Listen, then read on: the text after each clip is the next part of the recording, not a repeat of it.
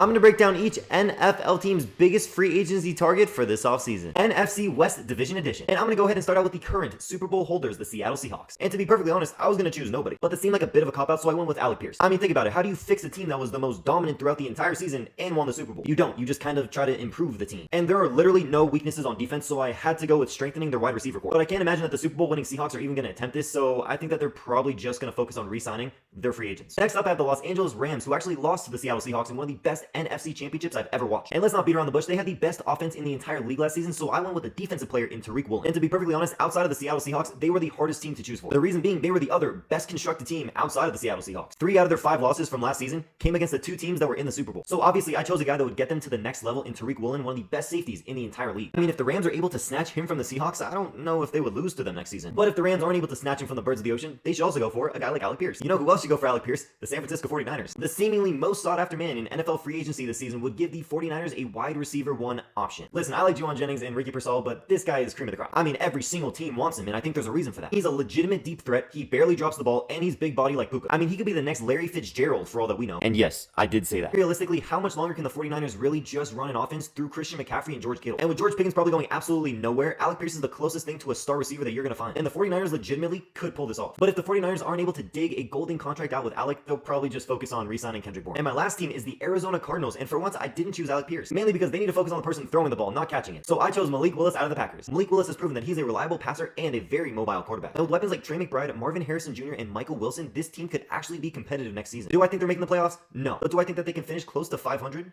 Probably. But if these Cardinals aren't able to move in the right direction with Malik, they can go for a veteran like Kirk Cousins. But let me know if you agree with my takes and comment below which free agent each one of these teams should go after this offseason. Thank you for watching. Antonio out.